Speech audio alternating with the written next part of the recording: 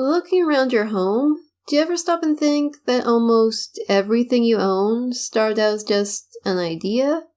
Even small items that you use and see every day had to be thought by someone. Take the humble paper bag, for instance. While they're seen everywhere a day, back in the early 1800s, flat-bottom paper bags were rarely used because of just how expensive they were to manufacture. While the introduction of machines had improved the production process in most factories, by the 1860s, flat-bottom paper bags were still being produced by hand. To stay relevant, the paper bag industry needed to streamline its production process, a task that was easier said than done, as the production of flat-bottom paper bags was too complicated for a machine to replicate. But if that were the case, we'd all be eating fast food out of burlap sacks. So what's the deal? Well, our story begins in 1838 with the birth of a young girl named Margaret Knight.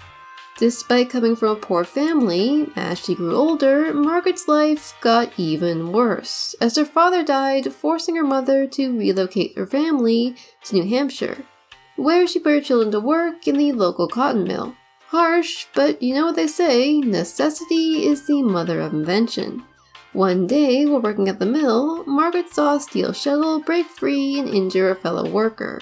Keep in mind this is around 1850, so factory owners weren't exactly going out of their way to enforce work safety. But one man's tragedy was Margaret's inspiration, as she later developed a casing for the shuttle that prevented it from breaking free of the loom. Unfortunately, while her design was adapted for use in mills across the country, the 12-year-old Margaret didn't have a solid understanding of the patent process and failed to earn any money from her invention.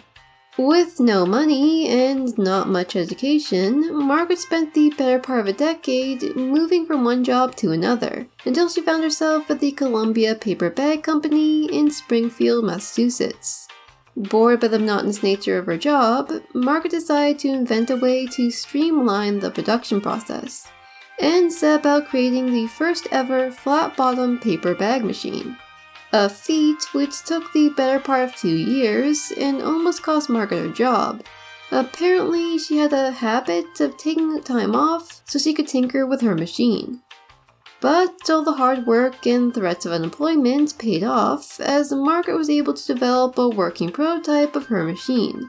The only problem was that the machine in question was made out of wood. Apparently there was some regulation that prohibited people from submitting wooden prototypes to the patent office. So Margaret contracted a mason to recreate her machine in steel. Unfortunately, a man named Charles Annan saw the machine as it was being cast and decided to copy Margaret's design and patent the machine himself.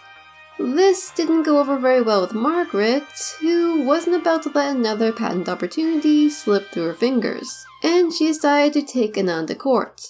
Now, seeing as this was 1868, a time where female inventors were few and far between, and the women's rights movement was practically non-existent, Annan's claim probably didn't sound that outlandish.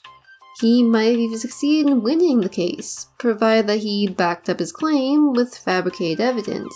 You know, fake blueprints, notes, etc. Fortunately for Margaret, Annan decided not to do any of this, as his defense seems to have been heavily based on one key piece of evidence, i.e. that he clearly invented the machine because he was a man, and of course everyone knew that women couldn't invent things. I personally think it'd be counterproductive to use an argument that sounds like it was devised by a 5-year-old, but apparently Annan didn't think so. For her defense, Margaret gathered together key witnesses who testified that they had seen or conversed with Margaret about the machine. She also submitted her journal and blueprints, which documented the work and improvements she'd made to the machine over the past 2 years. So, suffice it to say, Margaret won her court case and succeeded in earning a patent for her invention in 1871. She also later co-founded the Eastern Paper Bag Company in Hartford, Connecticut. But this was just the beginning of her inventing career, as over the next 40 years, Margaret Knight would patent 27 inventions, an accomplishment that earned her the title Woman Edison. While it's true that most of her inventions, with the exception of the flat-bottom paper bag machine, haven't had a lasting effect on society, I thought it'd still be fun to go over a few of my favorite inventions. In 1883, Margaret, along with her friend, Harriet Mulfarland, patented a skirt shield, which, rather than a kind of feminine body armor, was a waterproof skirt cover intended to protect dresses from water, snow, and dirt. I know this invention sounds useless and dated, but speaking as someone who lives in a country where damp clothes are a constant concern due to the sheer amount of snow and rain we receive each year, I can kinda see these things making a comeback. In 1885, she patented a spit, which is a kind of meat skewer used primarily for cooking roasts, as opposed to a new and innovative method for hawking loogies. What set Margaret's spit apart from other designs was that the prongs were adjustable and could be made to fit any roast, which I guess was good news for families with an incredibly small roast budget. A few years later, in 1894, she patented a numbering machine, which sounds a lot like a calculator, but was really just a machine used to stamp numbers on sheets of paper. Though, honestly, if a woman living in the 19th century invented a modern calculator, she'd probably be accused of witchcraft. And finally, during her formative years, Margaret decided to try her hand at inventing and improving engines. During the last decade of her life, she patented multiple engine designs, ranging from rotary to internal combustion engines. I wish I had something funny to say here, but honestly, I don't know anything about engines, so let's move on to the conclusion. One thing that I think we can all take away from the life of Margaret Knight, other than how incredibly awesome she was, is that she didn't set out to become famous. In fact, she went out of her way to avoid fame.